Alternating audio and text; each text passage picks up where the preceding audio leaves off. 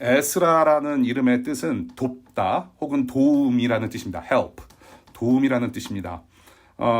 우리가 에스라서를 지금 시작하면서 우리 하나님께서 우리를 그 하나님의 백성으로서 더욱더 거룩해지도록 우리가 하나님께서 도우신다라는 것을 우리가 좀 더욱더 깨달아 알았으면 좋겠고, 또 우리가 우리 이웃들에게 축복의 통로가 되어서 우리도 우리 이웃들을 또 도울 수 있는 도움이 되는 그런 마음으로 우리가 에스라서를 우리 함께 시작했으면 좋겠어요. 우선 우리가 본문 1장을 조금 들여다보기 전에 에스라서 전체의 배경을 좀 우리가 봤으면 좋겠습니다. 그래야 저희가 에스라서를 공부하는 데 있어서 좀 도움이 될 것 같아요. 제가 스크린 쉐어 해드립니다. 이 에스라서, 이 성경 말씀의 가장 뭐랄까요, 근원, 처음은 창세기부터 시작하는 것이죠. 예, 하나님께서 천지를 창조하십니다. 그리고 사람들을 만드시고 그 사람들을 하나님의 백성으로 삼으셔서 하나님 백성들을 복되게 하신다라는 이 언약, covenant, 약속 안에 아담, 그리고 아브라함, 그리고 이후에 이삭, 그리고 이후에 그 야곱, 그리고 야곱의 12지파로 흐르는 그 히브리 민족, 이스라엘 민족을 만들어 세우십니다. 이 백성들이 이집트에서 노예가 돼요. 예, 사람들이 굉장히 많아져가지고 이집트의 어떤 그런 위협이 되었다는 얘기죠. 그래서 노예가 되어버리고 말합니다. 노예가 되어서 고통받던 중에 하나님께서 이 하나님의 백성들을 기억하십니다. 그래서 하나님께서 모세라는 지도자를 세우셔서 모세를 통해서 그 하나님의 백성들을 구해내십니다. 구해내시고 뭐 여러 가지 뭐 스토리가 있고 에피소드가 있었죠. 뭐 파워포인트도 보시다시피 뭐 사사 시대도 있었고 여호수아 시대도 있었고요. 그래서 이러한 시간을 거치면서 하나님께서 나라를 이루세요. 이스라엘이라고 하는 나라를 출범시키십니다. 그래서 이스라엘의 초대 왕 사울, 그리고 그 이후에 다윗, 그리고 그 이후에 솔로몬을 이스라엘 나라의 왕으로 세우시죠. 그런데 솔로몬의 아들 르호보암 때에 이 이스라엘 나라가 두 조각이 나버려요. 두 동강이 납니다. 그래서 그 12지파 중에 두 지파가 남유다를 형성했고요. 그 다음에 북쪽으로는 10지파, 나머지 10지파가 북이스라엘을 구성하게 됩니다. 그래서 이렇게 두 나라로 갈라지게 돼요. 북이스라엘, 남유다. 마치 남한과 북한이 지금 갈라져 있듯이. 그런데 하나님께서는 남유다는 바벨론에게, 그리고 북이스라엘은 아수르, 아시리아라는 이웃나라들의 포로가 되게 하세요. 북이스라엘은 얼마 지나지 않아서 망해버립니다. 그런데 남유다는, 이 두 지파가 구성하고 있는 남유다는 70년 동안 포로 유배 생활을 하게 돼요. 바벨론에서. 이 에스라서는 남유다를 정복한 바벨론이 페르시아 혹은 바사 손에 넘어가면서 페르시아 왕 고레스를 통해서 다시 예루살렘 고향으로 돌아오게 되는 배경을 그리고 있습니다. 그래서 그 파워포인트에 특별히 제가 노랗게 표시하는 부분이 바로 에스라 시대의 사건이라는 것입니다. 이전까지는, 성경을 보면 이전까지는 포로되어서 끌려간 이야기들이 참 많아요. 예. 그런데 동시에 포로들이 다시 돌아오는 이야기는 없었습니다. 예. 그래서 이 에스라서의 주제는 우리가 크게 좀 본다면은 하나님의 백성들을 신실한 하나님의 언약 혹은 약속 안에 회복시키시는 그 하나님의 주권이라고 크게 우리가 잡고 갈 수가 있겠지만은, 에스라서 마지막 편을 보면은요, 마지막을 보면 해피엔딩으로 끝나지 않아요. 예. 다시 어둠을 잉태하는, 어둠을 태동하는 조금 아쉬운 장면으로 끝나게 됩니다. 이게 바로 에스라서의 배경이에요. 그래서 이 지금 파워포인트에서 보시다시피 천지창조부터 포로시대까지 이 흐름만 여러분들이 잘 알고 성경을 읽으신다면 웬만한 구약 성경은 어떤 이 흐름을 잡고 말씀 읽으시기에 부족함이 없을 것 같다는 생각이 들어요. 어느 정도의 가닥은 잡혀질 수가 있을 것입니다. 이 시대, 이 포로 시대, 그리고 귀환하는 그 사건 속에서 이 시기에 활동한 주요 인물들이 있습니다. 하나님께서 들어 사용하신 인물들이 있는데 수룹바벨이라고 하는 사람이고, 그리고 에스라, 그 다음에 느헤미야라는 사람입니다. 수룹바벨, 에스라, 느헤미야. 이 바벨론 포로기 이후에 귀환하고 또 회복되어지는 사건의 중심에 있었던 에스라와 느헤미야, 특별히 에스라와 느헤미야의 역사는 원래 에스라라는 이름으로 책 한 권이었습니다. 에스라와 느헤미야는 원래 책 한 권이었어요. 에스라라는 이름으로.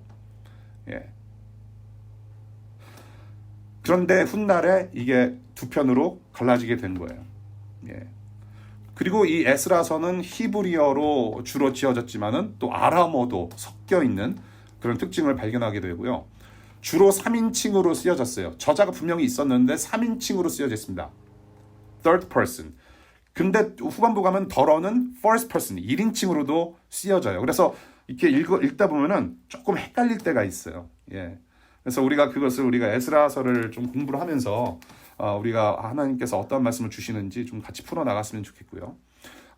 이때 활동했던 선지자들도 있었습니다. prophets. 선지자들도 있었어요. 여러분들 성경, 그 구약 성경 뒤쪽에 보시면은 여러 명의 그런 선지자들 이름이 있죠. 선지서가 있어요. 예언서. prophets. 예. 이때 활동했던 선지자들이 누구인가 하면 학개, 그리고 스가랴, 말라기였습니다. 예. 학개, 스가랴, 말라기. 그래서 에스라서를 우리가 공부하면서 틈틈이 학개와 스가랴와 말라기의 말씀도 인용하면서 우리가 함께 공부할 수 있을 것 같고요. 조금 더 부록으로 말씀드리자면은 에스더서가 바로 이 귀환 이 시대에서 일어났었던 에피소드였습니다. 그래서 그렇게 역사의 흐름을 좀 생각하시면서 읽어보신다면 조금 많이 도움이 되실 것 같아요. 저자가 분명히 있긴 하나 누구인지 잘 몰라요. 저자가 누구인지 몰라요. 그런데 뭐 여러 가지 설들이 있는데 그 중에 뭐 좀 대표적인 설을 말씀을 드리자면, 이 지금 에스라서 바로 전에 역대상하가 있죠. First and Second Chronicles.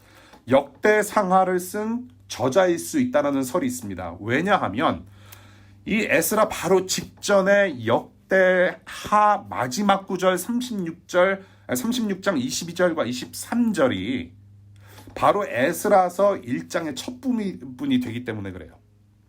다시 말씀드려서 역대하 마지막 구절, 마지막 부분이 에스라서 1장의 부분과 오버랩이 돼요. 살짝 월딩이 살짝 다르지만 연속 손상에 의해 오버랩이 되면서 이 역대하 마지막 부분을 구체적으로 다룬 역사가 에스라라는 것을 우리가 볼 수 있다는 얘기예요. 예.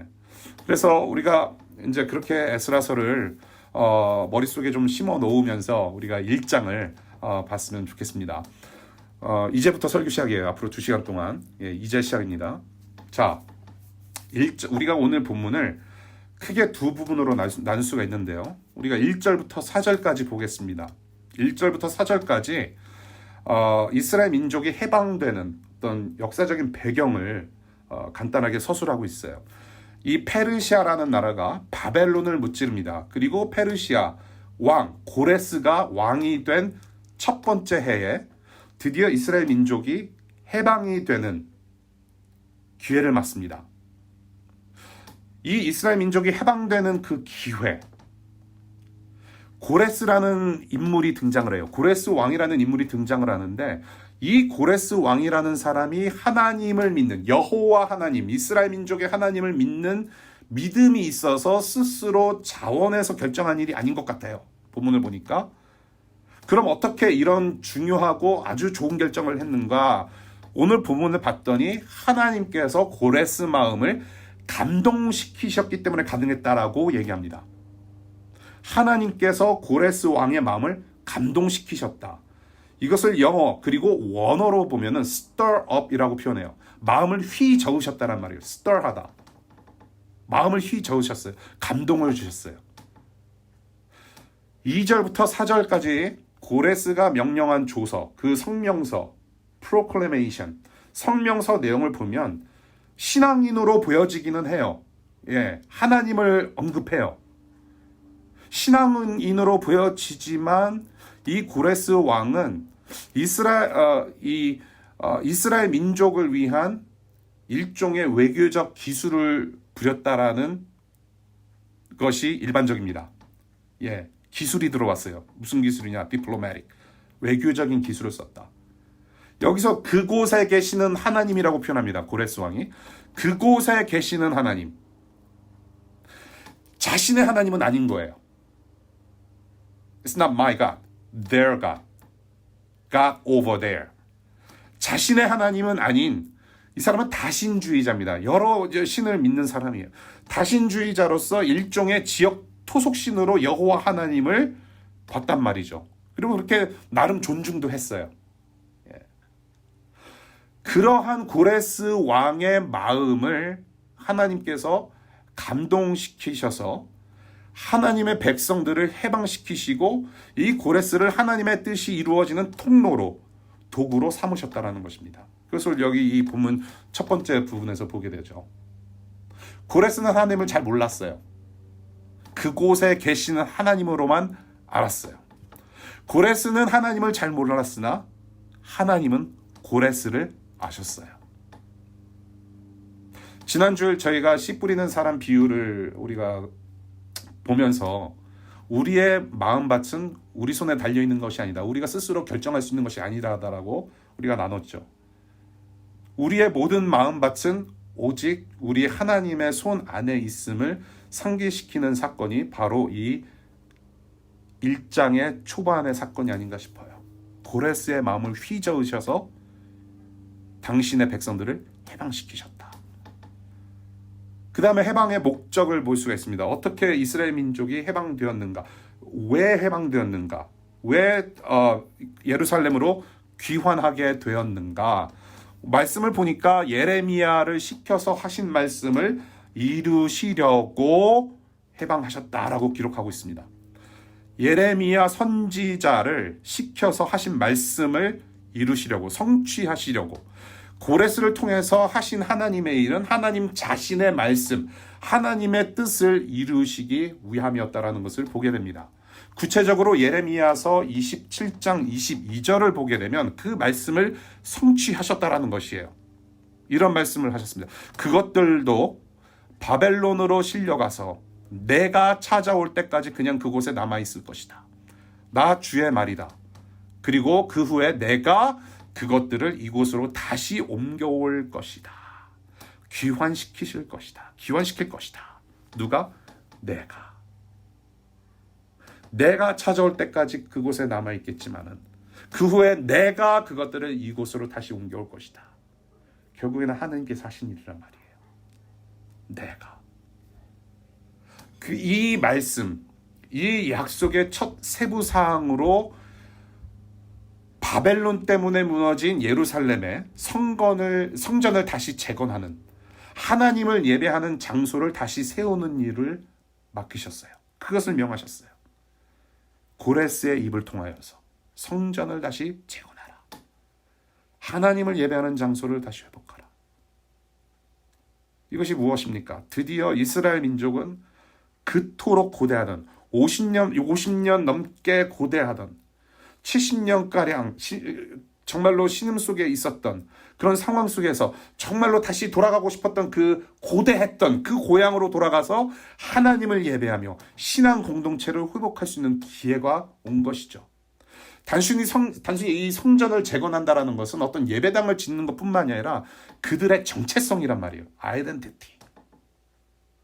하나님 안에 있는 정체성을 회복하고 또한 민족 정신까지 회복할 수 있는 기회였단 말이에요. 민족의 회복. 이것을 위해서 고레스는 귀환 백성들에게 또 도움을 받게 하고 또 바벨론에게 빼앗겼던 성전 물품까지도 베풀라고 명하고 있어요. 그것이 바로 1절부터 4절까지의 말씀입니다. 그리고 두 번째 파트 1장 5절부터 11절까지의 말씀. 드디어 이제 귀환을 준비합니다. 다시 고향으로 돌아갈 준비를 하고 있어요. 고레스의 명령이 떨어지자마자 고레스가 되돌아가라.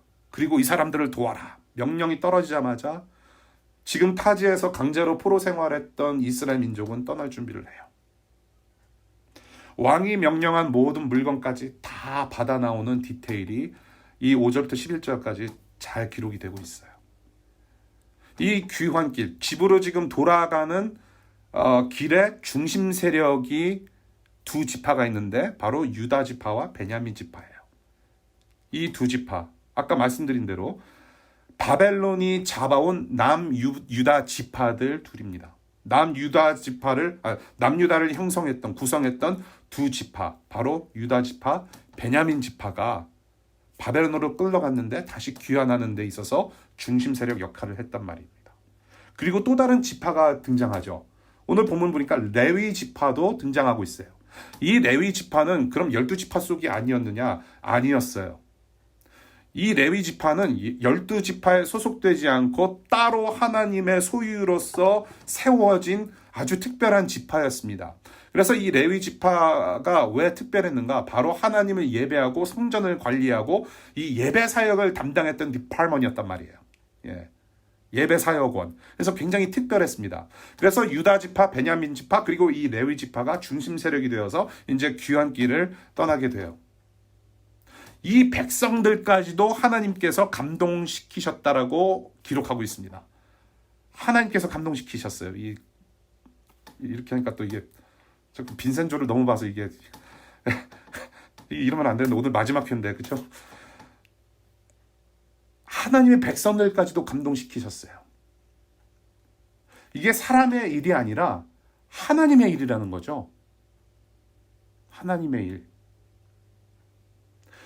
무엇을 위해서 이 백성들을 하나님께서 감동시키셨는가? 바로 예루살렘 성전 재건을 위한 한 가지 목표로 감동시키셨단 말이에요. 한 가지 목표로 지금 다시 뭉쳐지기 시작합니다. 다시 신앙 공동체가 형성되기 시작해요. 스가랴서 4장 6절. 아까 뭐라고 말씀드렸죠? 이 시기에 활동했던 선지자 3명이 있는데 그 중에 한 명이 스가랴였어요. 스가랴 4장 6절을 보니까 이런 말씀이 있습니다.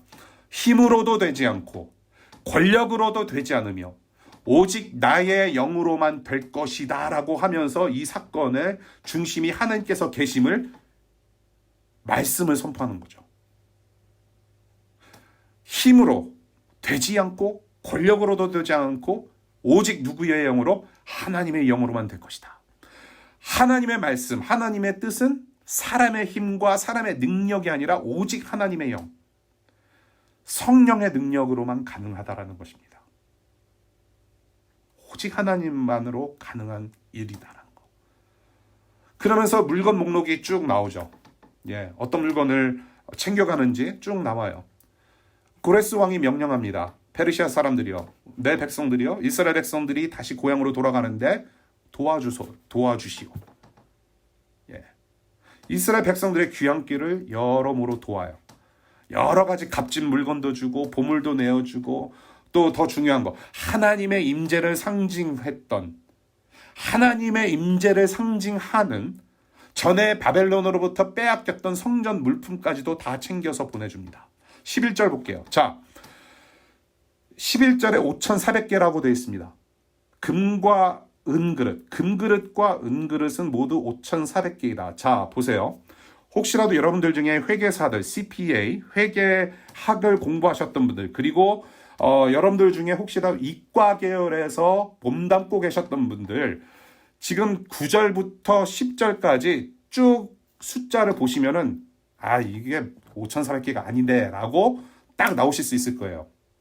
적어도 여러분들이 IQ 100 정도 된다면, 20계열 혹은 CPA 회계사였다면 딱 보니까 이게 아니잖아요. 5,400개가 안 돼요.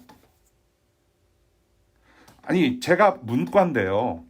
문과인데 제가 보더라도 이게 5,000개가 안 돼요. 그런데 지금 에스라 기를 쓴 이 저자는 5,400개라고 표현합니다. 정확히 말씀드려서 2499개예요. 제가 계산기 두드려 봤어요. 예.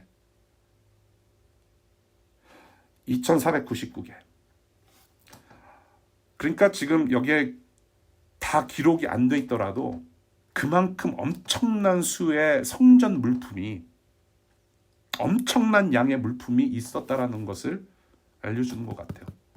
미처 다 기록하지 못하도. 그 말은 뭐냐 하면은 지금 이스라엘 민족이 바벨론 포로로 잡혀가기 이전에 그 솔로몬 성전안이 얼마나 찬란했겠는가라는 거, 그것을 조금 우리가 짐작할 수 있다란 말이에요. 그러한 영광, 그러한 위엄을 하나님께서 회복하게 하신다라는 거예요. 이렇게 귀양 준비하는 백성들, 지금 여기 인물 하나가 등장합니다. 세스 바살이라고 하는 유대 총독이라는 인물이 나오는데요. 이 사람은 사실 유대 총독이긴 하지만 유대인이 아니라 이 지금 페르시아 사람으로서 지도자 역할을 했던 사람으로 보여져요. 그 사람의 주도로 이제 그 물건을 다 챙겨서 이제 길을 떠나게 됩니다.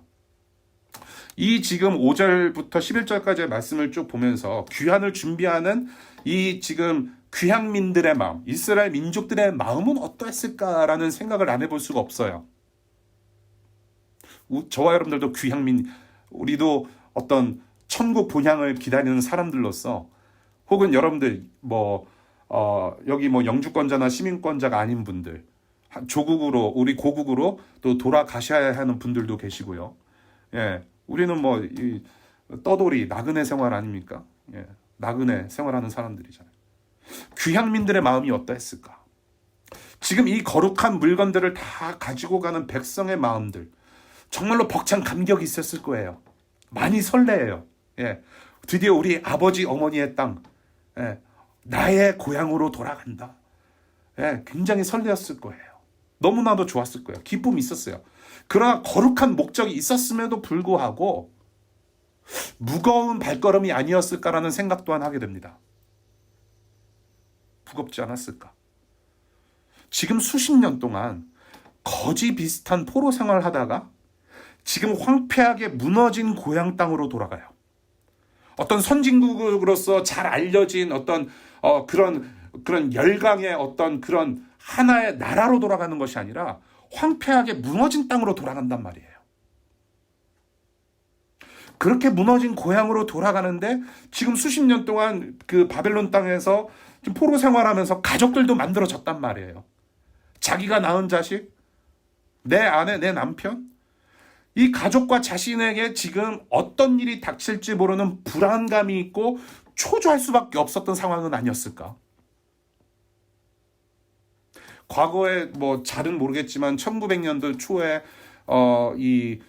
우리 그 조선 땅에 여러분들의 조상, 우리 동포들이 정말로 알 수 없는 땅으로 시베리아를 건너고 몽고 땅을 건너고 기차 타고 저 우즈베키스탄 저쪽 그 서아시아로 끌려가고 거기서 강제 이주돼서 살았던 우리 조상들의 역사를 우리가 기억하죠. 그리고 다시 조선 땅으로 돌아올 때, 일제 강점기가 끝나고 해방이 되어서 다시 돌아올 때 어떤 심정이었을까 또 생각해봤어요. 불안했을 거예요. 수십 년 동안 다른 데서 정말로 힘겹게 살다가 드디어 고향으로 돌아오는데 덜어는 말도 안 통하고 친구도 없고 가족들도 없고 굉장히 힘들었을 거예요. 우리 교우님들도 마찬가지잖아요. 여러분들도 마찬가지예요. 물론 황폐한 대한민국으로 돌아가는 것은 아니지만은 여기서의 생활을 마치고 DC에서의 생활을 마치고 미국 생활을 마치고 공부든지 직장이든지 어떤 프로그램이든지 끝나고 다시 한국으로 돌아갈 때 쉽지 않을 것 같아요. 또 한국 땅에서 한국 문화를 또 다시 또 이게 습득해야 되고 직장을 구해야 되고 앞으로 내 삶에 어떤 삶이 펼쳐질지 아무것도 모르는 상태에서 돌아가시는 분들께는 이 귀향길이 쉽지 않을 것 같단 말이죠. 그런 마음이었을 거예요. 이 이스라엘 민족들도.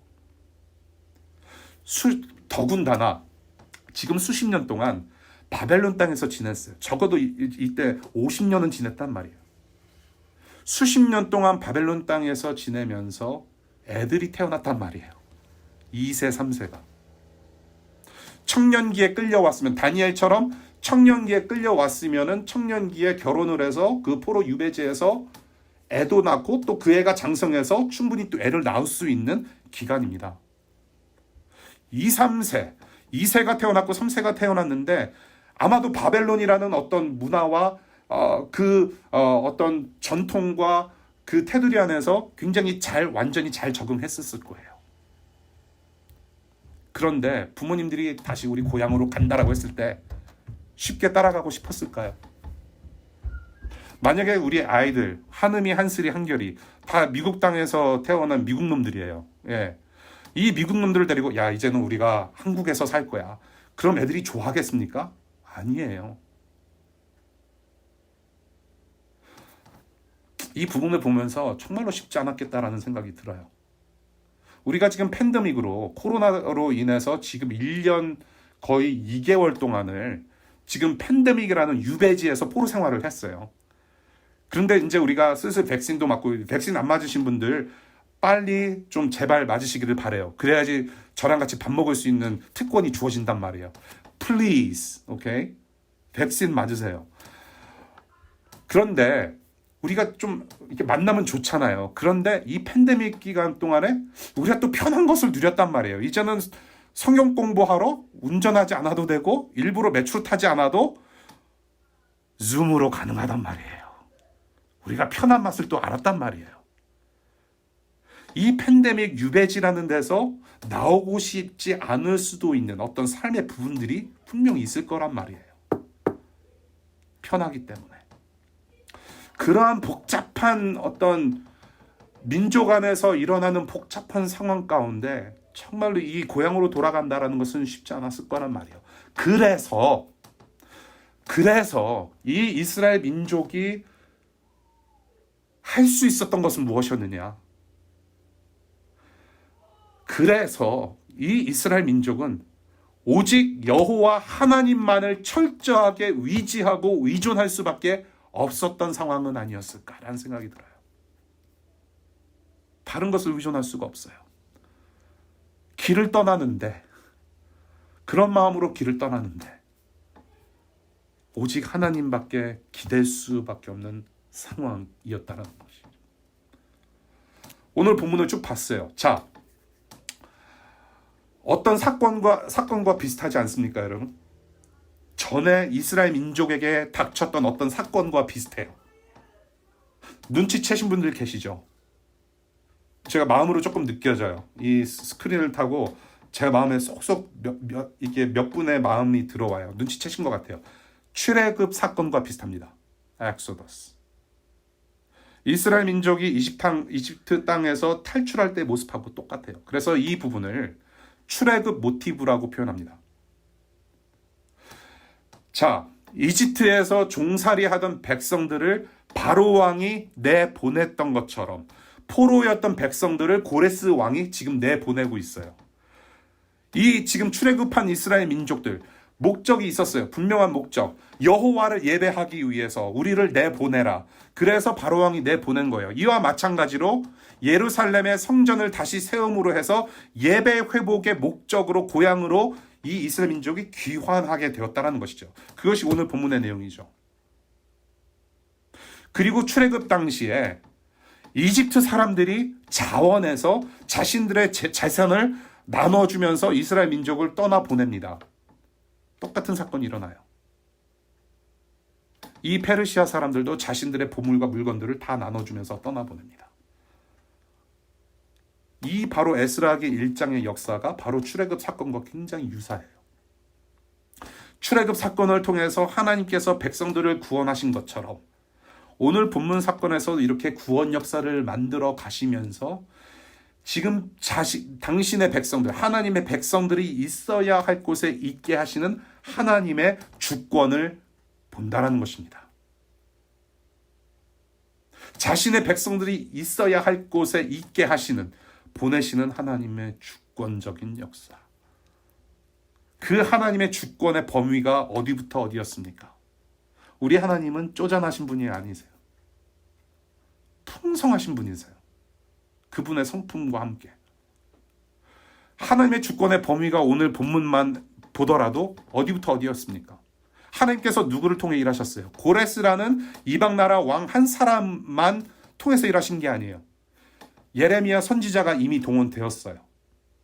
그리고 다른 선지자들, 학개, 스가랴, 말라기, 다른 말씀 사역자들도 사용하셨어요. 그리고 유다 지파들, 자신의 백성들까지 다 동원하셨어요. 이에 덧붙여서 지금 페르시아 재무관, 재무장관까지 하나님께서 동원시키셨어요. 그리고 페르시아 이방인들, 하나님을 모르는 사람들까지도 다 동원하셨어요. 플러스 모든 성전 물품과 이 사람들이 고향으로 떠나는 길에 필요했던 모든 물건까지도 하나님께서 다 동원시켜 주셨어요. 그것이 바로 하나님께서 주권적으로 행하시는 일이에요. 하나님의 뜻은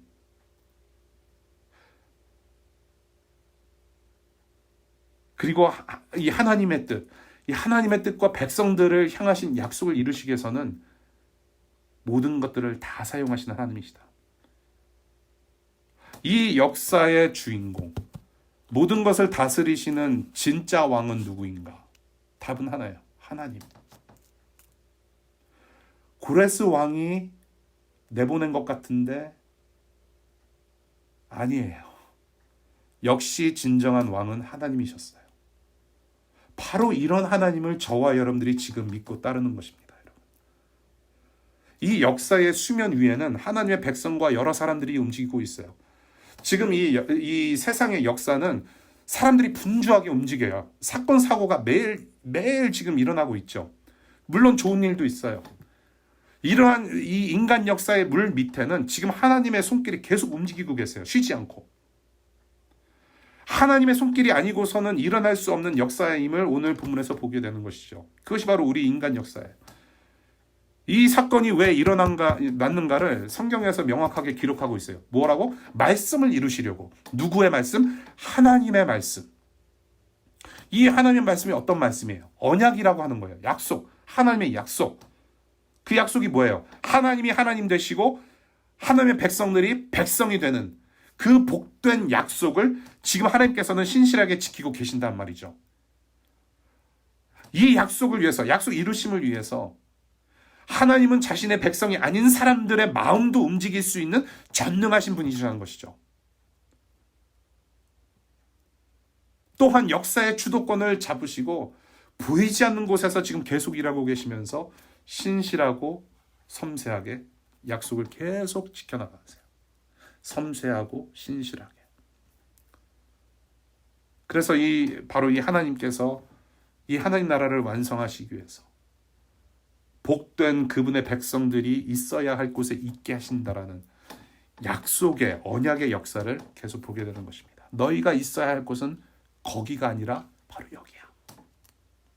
끄집어내십니다. 있어야 할 곳에 백성으로 있는다라는 것, 존재한다라는 것은 바로 거기에 하나님의 기쁨이 있고 그리고 백성된 저와 여러분들의 백성들의 행복이 거기에 있다는 말이에요. 이를 위해서 하나님은 아낌없이 주도 면밀하게 인도하시고 채워주세요. 그게 우리 하나님이세요.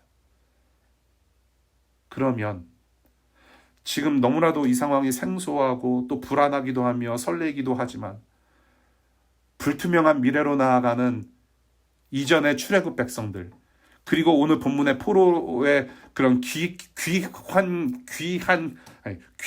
길을 맞이하는 다시 고향으로 돌아가는 이 백성들 그리고 저와 여러분들에게 필요한 것은 무엇이었을까요?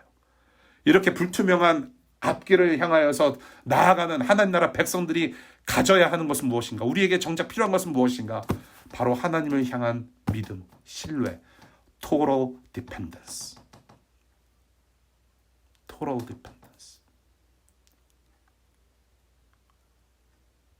하나님께서 주도적으로 세밀하게 다 인도하시는데 이 백성들이 그저 할 수 있는 것은 무엇이냐면은 하나님을 믿는 것밖에 없어요. 그게 신앙이죠. 여러분들 신앙 좋은 거를 어떻게 따지십니까? 화려한 미사여구를 사용해서 기도 잘하고 말씀 지식이 많고 찬양할 때도 정말로 거룩한 모습으로 찬양 열심히 하고 뭔가 좀 그런 게 신앙이 좋은 게 아니잖아요. 예. 조금 겉모습으로는 허접해 보일지라도 어떠한 순간이든지 기쁘든지 슬프든지 힘들든지 쓰러졌든지 불안하든지 어떠한 순간에도 검은 머리가 팥뿌리가 될지라도 total dependence, 전적으로 하나님을 의지하는 사람이 진짜 신앙인이라는 거. 그게 바로 하나님 백성들이 살아갈 길이라는 거예요. total dependence. 그래서 사랑하는 여러분, 우리가 있어야 할 곳에 있게 하시는 하나님께서 지금 우리와 함께 하시는 믿는 믿음을 주십니다. 그리고 이 바벨론 같은 세상, 이 바벨론 같은 시대를 이겨나가게 하세요. 하나님 나라라는 원대한 뜻과 그 원대한 비전을 이루시기 위해서 지금도 저와 여러분들이 생각지도 못했던 사람들을 보내주시기도 하시고 또 동역하게도 하시며 동지되게 하시고 가족되게 하시면서 또한 우리의 필요한 모든 물건들, 모든 것들을 다 동원시켜 주십니다. 근데 우리가 그것을 알면서도 사실은 문제가 있어요. 우리의 원함과 하나님의 원하심이 충돌해요. 예. 하나님의 원하심. 참된 행복은 하나님의 원하심 안에 있다라는 거. 그래서 우리 모든 것을 다 동원시켜 주신다라는 거. 그 무엇보다도, 더 나아가서 그 무엇보다도 우리에게 가장 필요한 것이 무엇이었습니까? 여러분들의 학위? 체킹 어카운트에 빵꾸 안 날 정도로의 어떤 밸런스? 물론 다 필요할 수가 있어요. 그런데 궁극적으로 저와 여러분들에게 가장 필요했던 것은 바로 예수 그리스도라는 것입니다. 아들의 목숨까지도 하나님께서 다 내어주셨어요. 동원시켜 주셨어요. 그분의 아들 또한 모든 생명력을 십자가에서 우리에게 다 쏟아 부어 주셨어요. 누구를 위해서? 저와 여러분들을 위해서. 그래서 예수께서 이사야서 61장 말씀을 인용하셔서 이런 말씀을 하십니다. 우리 누가복음 4장 18절과 19절 같이 보겠습니다. 누가복음 4장 18절 19절 다 같이 시작. 주님의 영이 내게 내리셨다. 주님께서 내게 기름을 부으셔서 가난한 사람에게 기쁜 소식을 전하게 하셨다. 주님께서 나를 보내셔서 포로된 사람들에게 해방을 선포하고 눈먼 사람들에게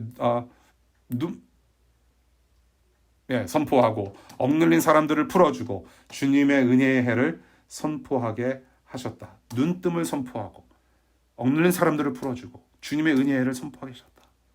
특별히 보십시오. 포로된 사람들에게 해방을 선포하고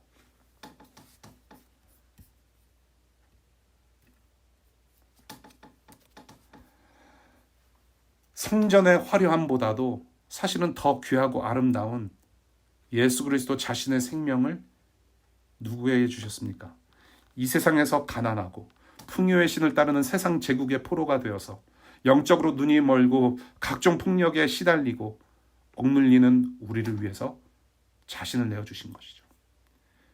그리고 이 예수께서 우리의 성전이 되세요. 예수님께서 무슨 말씀하셨습니까? 바리새인들, 율법 종교 지도자들 앞에서 예루살렘의 성전을, 저 성전을 부수고 내가 3일 만에 이 성전을 다시 세우겠다라고 말씀하셨어요. 그 성전을 어떻게 세우셨어요? 자신께서 죽으시고 3일 만에 부활하셔서 그 주님을 믿는 모든 자들을 예수라는 성전 안에 두셨고 그 하나님 나라를 완성하십니다. 나중에 보면 성전을 재건한다고 예배가 예배되는 건 아니에요. 에스라서를 보면은 성전 재건을 쭉 하게 되는데, 성전을 다시 짓게 되는데, 이게 성전을 재건한다고 해서 하나님을 향한 예배가 아닌 것이 돼요. 마음을 다하여서 존재로 드리는 삶의 예배가 결여되고 맙니다. 그래서 에스라서가 그렇게 끝나고 말아요. 그래서 이 에스라서에서 보여지는 역사는 단순히 성전 재건을 위한 어떤 민족이 다시 모아지는 그런 리니어한 일차원적인 어떤 그런 역사를 그려내고 있는 것이 아니라 우리 하나님께서 우리가 있어야 할 예수라는 성전으로 발걸음을 계속 옮기시는 역사의 발자취를 보게 되는 것이에요. 그렇게 발걸음을 계속 옮기시고 이끄시는 하나님의 주권을 보게 돼요. 여러분, 성전을 채우는 그릇 자체에 거룩한 능력이 있는 것 아니에요. 거룩하다고 정해 주신 것이기 때문에 거룩한 거예요. 금은 금그릇, 은그릇 그 자체 어떤 능력과 힘이 있는 거 아니에요. 하나님께서 거룩하다고 정해 주셨기 때문에 거룩한 거예요. 저와 여러분들은 하나님을 예배하는 자녀들로서 그 그릇에 무엇을 담아 주님께 나아갑니까? 우리가 사실은 예수라는 성전을 더 아름답게 할 수 있는 방법이 없어요. 그럴 필요도 없어요. 왜? 이미 예수께서 다 하셨기 때문에.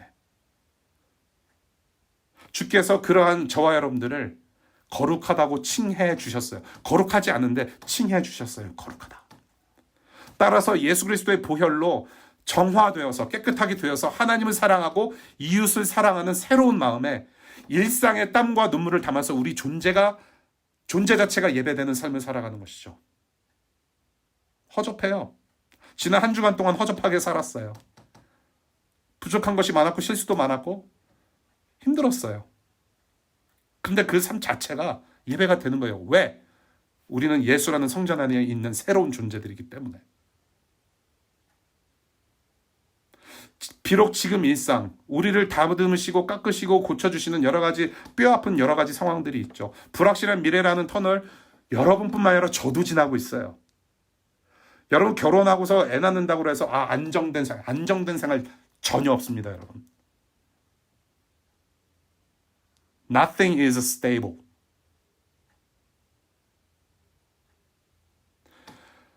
이러한 터널을 지나고 있는 힘든 길이지만 그래도 확실한 것은 무엇이냐면 어제보다 오늘이 낫고 오늘보다 내일이 더 나은 존재로 변화받고 그래서 예수 닮아가는 사람으로 자라간다라는 거예요. 이 예수 믿는 믿음, 예수께서 주인 되시는 믿음이 우리에게는 필요해요. 그래야만 우리가 있어야 할 곳에 있을 수 있습니다. 오늘 있어야 할 곳, 그리고 주님 다시 오는 날 우리가 있어야 할 곳.